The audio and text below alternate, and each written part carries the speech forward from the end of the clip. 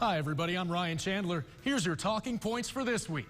We're going in depth down the ballot. There may not be a nationally televised debate for Texas Land Commissioner, but their office impacts your life in ways that you may not even realize. So we'll sit down with both candidates running for control over the Texas General Land Office and its very general powers.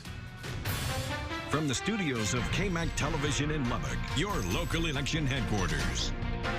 This is Talking Points.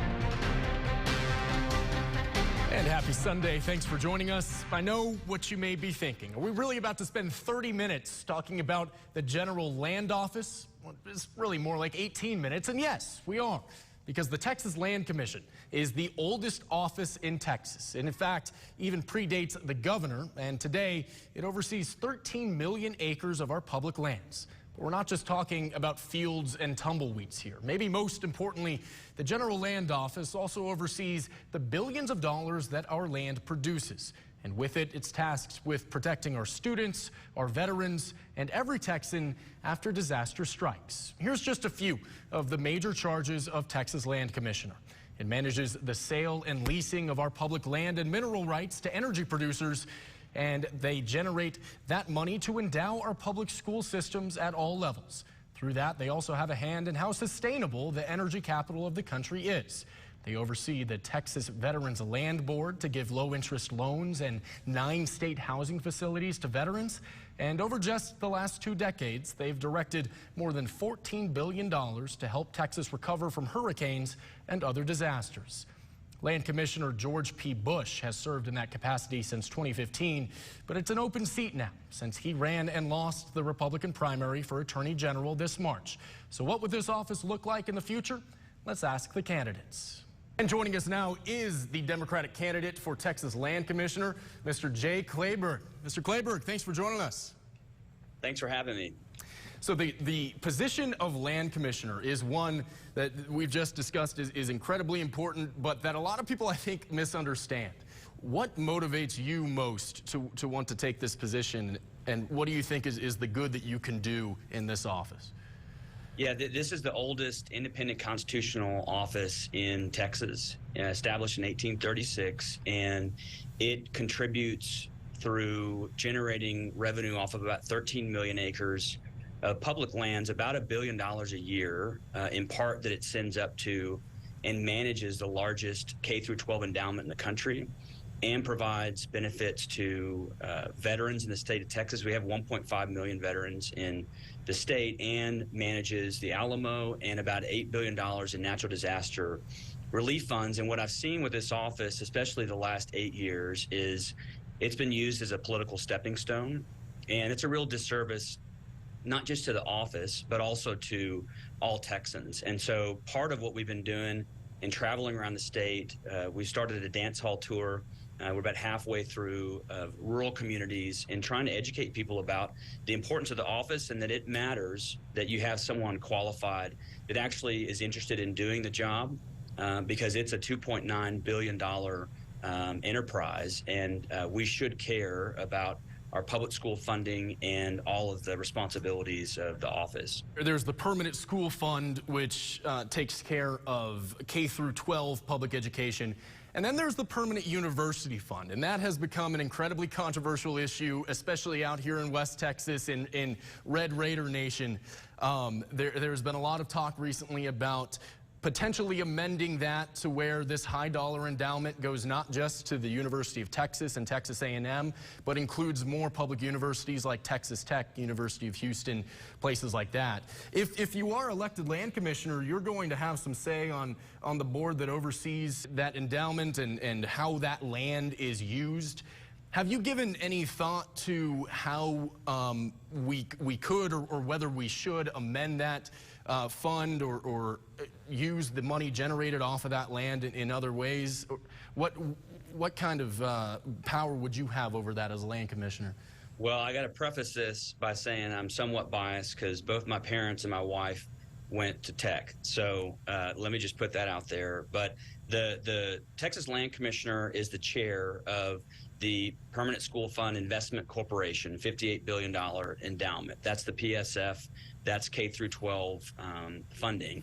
And when you look at the distributions down to the K through 12 classroom over the last 30 years or so, 1986 to 2018, the endowment grows by threefold, but the distributions down to K-12 were absolutely flat during that time period. So in that role, I want to make sure that we're distributing the funds down into the classroom to make sure that we continue to invest in our children's education. On the PUF, on the PUF side of things, the land commissioner is the chair of what's called the Board for Lease University Land. So any new lease that comes through university lands, the land commissioner would be a party to how those are structured, the royalty rate, and the assessment fees and all of that. And so I would certainly be a proponent of expanding the distribution, but the land commissioner primarily is focused on the permanent school fund lands and then any new leases that come through permanent university funds. That's the primary role. Okay. You were smart to mention that you come from a Texas Tech family, because there's a lot of Red Raiders out here, as you know. Yeah. There are also a lot of people in the oil and gas industry out here in West Texas, though, and we're talking with your Republican opponent, Senator Buckingham, later, and I want to read you a claim that she makes on her website about your position on oil and gas. She says that Democrats, like my opponent, want to hijack the General Land Office and use it to implement their own radical agenda for Texas by bringing Biden's job-killing Green New Deal regulations to Texas and working to permanently shut down oil and natural gas drilling. When I read that, I was pretty shocked, because that seems like a pretty bold position to take as a candidate in Texas, if it were true, and I have a feeling it's not. Would you like to articulate your position on the balance between oil and gas and conservation and clean energy? Yeah, I was just as shocked as you. Look, I think it proves that my opponent doesn't really understand the responsibilities of the office. You look at the land holdings, and you have 13 million acres, but 7 million of that is actually in mineral estate. They're called Relinquishment Act lands, where the General Land Office and the Permanent School Fund receive the royalties from that mineral estate.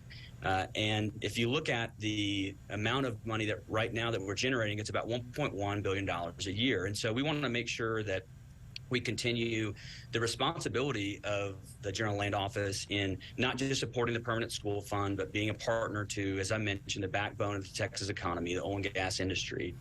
What I have proposed is you have additional land. You've got that 4 million acres in submerged lands. You've got about 800,000 acres in the Big Bend region. And if we look at any agricultural, agribusiness enterprise in the state of Texas, everyone is trying to diversify. And we've been doing this for the last 150 years, from cattle to oil and gas to hunting rights to farming. You essentially try and do everything you possibly can to hold on to that land for generations to come. And so that's the kind of approach that I take. If that's things that what she's talking are, new and what I think are taking advantage of the state's leadership in energy, then yes, I am a proponent of that. And that's things like large-scale carbon storage. You look at a port like Houston that is vying for